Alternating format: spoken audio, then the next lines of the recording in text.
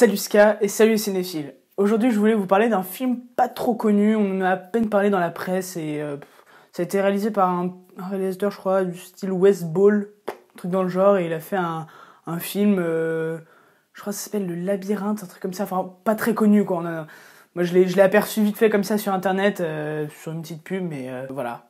Non voilà, donc aujourd'hui je vais vous parler du film Le Labyrinthe réalisé par Wes Ball. Pour Wes Ball, Le Labyrinthe va être un de ses premiers longs métrages en tant que réalisateur.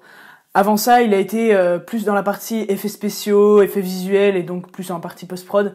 Et il a notamment travaillé pour des productions du style Disney ou Universal Production.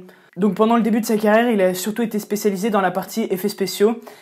Et sa carrière va entre autres démarrer avec le film Ruine, dans lequel il va être le réalisateur des effets spéciaux. Suite à ça, la société de production va contacter Wes Ball pour lui proposer de réaliser une adaptation du film de James Dashner, Le Labyrinthe. Il va donc décider de réaliser le premier épisode de la série, et suite au succès phénoménal du premier épisode du Labyrinthe, Wes Ball va donc décider de continuer la série avec un deuxième volet, puis un troisième, dont vous avez sûrement dû entendre parler récemment. C'est donc de ce film à la fois d'action, d'aventure et de science-fiction dont je vais vous parler aujourd'hui.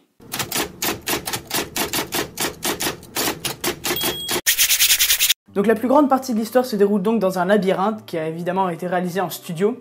Mais la construction de ce labyrinthe n'a tout de même pas été très facile pour Mark Fisichella et son équipe artistique, car étant donné la hauteur du studio, le labyrinthe ne pouvait faire seulement que 4,80 m de haut. Et vu que dans le film les murs font au moins 5 fois plus, voire 6 fois plus de 4,80 m, les équipes de post-production ont dû rajouter à peu près 30 mètres de plus que dans la réalité. Donc la plus grande partie du tournage s'est déroulée en studio au 20th Century Fox, et les quelques scènes, notamment dans la forêt, ont été réalisées à l'extérieur. Pour ce qui est des acteurs, au départ, ce sont Brandon Thwaites et Connor Paolo qui étaient repérés pour le rôle principal de Thomas, mais au final ce sera Dylan O'Brien qui sera choisi pour ce rôle-là.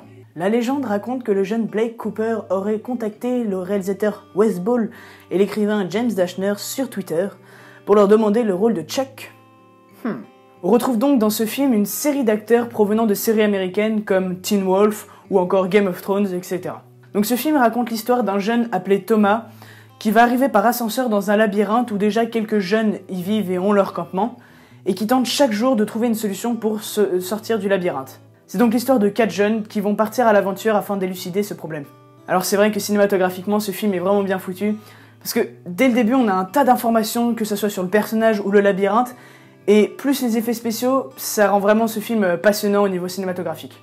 Donc il y a vraiment un tas de prises de vue assez jolies à voir, avec des travelling en plongée ou en contre-plongée qui mettent en valeur le personnage et le labyrinthe, donc c'est vraiment bien fait. Les couleurs aussi très contrastées accentuent vraiment sur cette sensation de film d'action et la tension un peu qui règne un peu tout au long du film. Sur les échelles de plans, c'est-à-dire donc les gros plans, les plans rapprochés ou les plans américains, il est resté assez simple, mais ce qui ne dérange pas forcément vu que les mouvements de caméra et les prises de vue restent quand même vraiment jolis à voir. Pour ce qui est de la musique, j'avoue que j'ai pas forcément été très emballé, si ce n'est qu'elle accentue toujours sur le fait sur cette tension un peu qui règne tout au long du film, mais voilà, pas forcément très emballé par la musique. Pour finir, je dois dire que ce film m'a beaucoup fait penser au film bien connu de Gary Ross et Francis Lawrence pour Hunger Games par exemple, ou alors Neil Burger pour Divergente.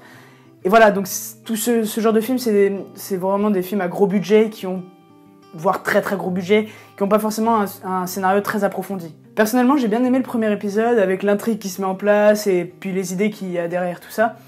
Mais j'étais un peu déçu parce que, à la fin du premier épisode, j'arrivais pas à savoir... Enfin, on n'a pas assez d'informations, et on sait pas vraiment pourquoi ils sont là, pourquoi ils ont fait tout ça, pourquoi il a des amis qui sont morts même. Enfin, ils nous disent que c'est un simple test, mais voilà, donc c'est pas très clair, et je trouvais ça dommage, donc je me suis décidé à regarder l'épisode 2. Et je pense que c'était une très grosse erreur de ma part. Ouais. Voilà. J'en ai fini avec mon analyse. C'est ma première analyse hors série, c'est-à-dire sans la présentation du film faite par Ska. Donc voilà, n'hésitez pas à me dire ce que vous en avez pensé. En attendant, moi je vous dis à très vite, et n'oubliez pas, regarder des films c'est très bien, mais en faire, c'est mieux non? Allez, ciao les cinéphiles, salut Ska.